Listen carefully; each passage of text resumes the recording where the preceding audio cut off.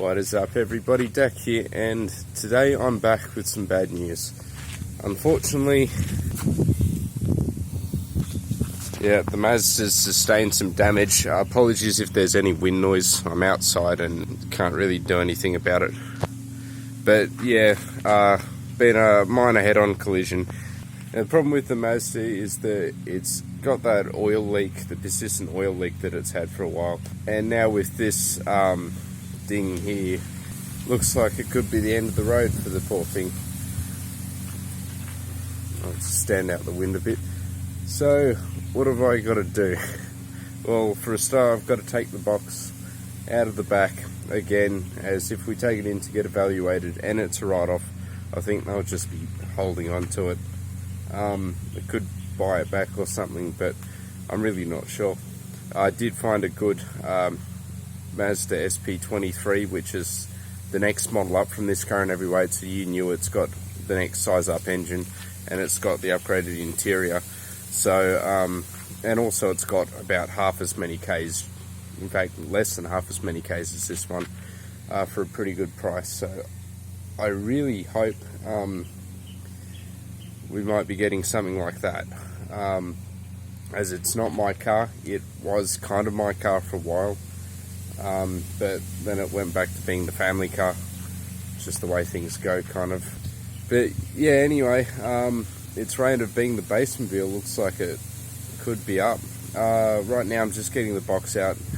If it is a write-off and if they are holding on to it, then I'll have to go pick up the amplifiers and strip out the speakers, the DSP, all that stuff from the middle, probably the wire too, because that cable, it's just been around forever. I think it's some of my dad's cable, and I just kind of put it in, and I couldn't be bothered buying new cable for the same setup. So if it's transplayed between vehicles, if it does go into a different car though, I'm really not sure if I could be bothered making a new box, as that one I spent ages on. And yeah, this box is just such a perfect fit for the car. About the only thing salvageable would be the driver itself, unless it's an identical Mazda 3. Even if it's a car that's slightly bigger that can fit this in, it's highly unlikely that, this wind. I mean, it's a nice cool breeze, but it's a bit of a nuisance. It's extremely unlikely that it's going to be anywhere near the same dimensions. It's going to be slightly deeper, which means there's going to be a gap at the back seat. It's going to be slightly wider, which means it's probably going to be the same width, or it could be higher or lower. Probably not deeper, as this one already goes down pretty deep, but I think for the moment anyway, this is a 16Hz tuned box, so it could be used as a home theatre sub, so maybe I'll get the home theatre setup going again, potentially. That's upside down. So yeah, anyway, I've already made a video on the topic, but now I've got to take out the new box, and I think I'm just going to go right ahead, do the first steps. Those speakers weren't going in here, by the way, but yeah, I think it is a real shame too, because I hadn't finished my plans regarding this box or this setup. There's still no rear door speakers, and I did want to get it to 10K setup, and obviously that's not happening now. But there's no rear door speakers. I was going to put speak-on connectors on the box, so I could swap it out and test the horn in here. Highly unlikely. I think it really depends if it gets written off though. I'm pretty sure if it doesn't get written off, which the damage isn't that bad. It's only the main damage is that the bumper's cracked, the headlight is quite damaged, the low beam bulb broke, but that's it. The high beam and blinker still work, and also the steering hydraulic, it leaks hydraulic steering fluid. So yeah. Now this box is disconnected just like that. Wow, the old one I'd have to take the amplifiers off. So this new one already saving me time. Yeah, all this would possibly have to come out down here too.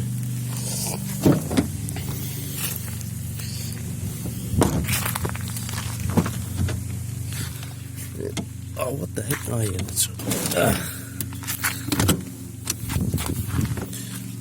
yeah, I think I'm definitely quite sad because this was effectively my first car, and really it didn't last nearly as long as I was hoping. I was hoping it would last for a good 20 years from when we bought it, but it's about 13 years now, so fell short a bit.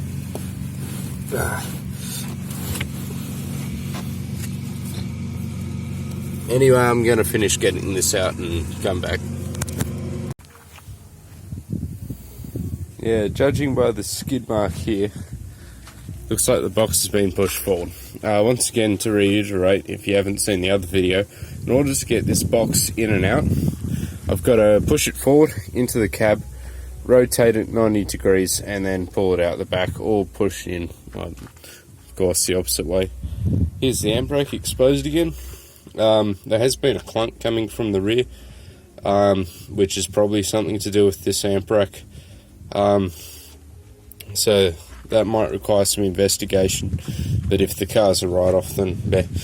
So I'm not sure where I'm going to put the box in the shed right now, as currently the tables are occupied by a rather large audio system. You see, these are 15s, and there's a 15 in that box in the car, so I think I'm going to have to sit it right there on the floor, which I really don't want to scuff the paint on it. It is a bit of a shame though that the paint's already, and you can see it from back here, it's already got delamination points of peeling. It's already peeling, which it really shouldn't have, because I put down a good thick layer of primer, then a good thick layer of paint, then a good thick layer of clear coat. But I guess in the Australian sun, everything's temporary. Even though this was only in the car during the cooler part of summer, I think January was hot this year right up until the end, and I put the box in I think right at the end of January, and then it just became 30 degrees for the rest of the year. So if this is a 40-degree year, not looking good for this paint, so I might just swap the box out, the box design anyway. Very tempted to go for carpet. I was wanting to get the SPL meter. I'm still, I think, in the process of getting that, but I haven't got an email back in a while at this point regarding the manual order, so we'll have to see what happens. I don't think it'll affect it too much. The only way the carpet will affect it is if it constricts the up and over, but once again, I might not have this car to test. I keep forgetting that part. I've had this car for so long, I'm just used to it existing. Anyway, got to get this thing out now. Oh, it's crowning. It's it's a base. So, fun fact, I see all these lines in the back of the box. Each one of those lines is one time I put in and took out the box before I realised that it was super easy to take off the latch. So, used to leave grooves like that.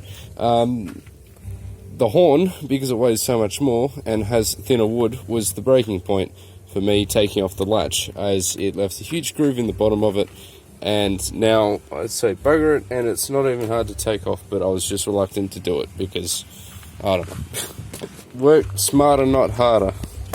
That's and here we was it blurry and zoomed in. Oh, it's not, it's just blurry. Should rotate it, it's quite awkward, but yeah, now there's a lot of box in not a big space. Oh god. So the Mazda's once again free of the blue menace. Not of the soot though, but let's get that over there. Yeah, that was definitely the easiest time I've had taken out. I think it usually takes me a few hours. This time it only took me about half an hour in total, and that's like including stuffing around, just kind of like planning the attack. These amps, if it's written off and they keep the car, which I've heard that they don't actually keep the car if you weren't at fault. of course I wasn't at fault, but the person driving this car at the time wasn't at fault, so we could keep the car, which would be sweet, because I don't want to have to go to the repair dingus and fetch all these out. Because remember, amps, DSP's easy to remove, but whatever. Stuff in the center console, you've seen that. All the cable that runs through the car, which includes cable that runs to there and to there, it's a network. And stuff behind the head unit. I got a a speaker line converter behind the head unit, which is only worth like $20, but still. And I wonder if just wonder what they'd let me keep. Well, look, it's a good weighted knob. God, that weighs a lot. That's like 150, 200 grams. Maybe more. Maybe like a can of drink and that. And yeah, actually that's a thing too. The circuit breaker under the bonnet, that cable. Yeah, this is going to be a big job if I've got to go in and the speakers, which I got to take the door cards off. Oh my god, if I don't take these speakers out, that's the entire shift at work just vaporized. Alright, this is going to be a bitch, and I really hope I keep the car, and if I don't, I'm going to freak out. We don't have guns in Australia, so whippersnipper massacre it is. Joke. Oh, for God's sake, people freak out these days. If you don't know, whippersnipper is Australian for line trimmer. So no one's dying unless they use that thing. Oh. No. Alright, I'm back, and I'm now at the wreckers, and it's very likely that this car is going to be written off, so looks like it's time to take out the amplifiers. So this is the last view you'll get of the amplifiers in, well, at least this car, but at least I do have permission to remove them. So one of the amps is installed with a flathead. Why did I do that? Why did I do that? Do you have a flathead, Andrew? Yeah, Andrew will have one if he's got his screwdriver set. Are we going to be on YouTube? Ugly. Beautiful. Wow, how rude. Alright, so just finished getting all the stuff out the Mazda. It took about, how long do you reckon it took? Just over an hour. Yeah. An hour and a half. Say an hour and a half. So, yeah, it's mostly intact. I only left a few things behind, mainly the speaker to analog converter, the cable from the speaker to analog converter, and also just some more of the wiring that went that linked the double helix cable to the head unit, to the back of the head unit, to the speakers. The speakers. What about them? The speakers. Aren't they this from the back? Aren't they stock? I'm gonna be coming back. This is part one, guys. I'll be back. Alright, well, yeah, I'm back in the Mazda and got these two right here. So, this is now, could be the last time I see the Mazda. So, oh, the handbrake's still on a ton.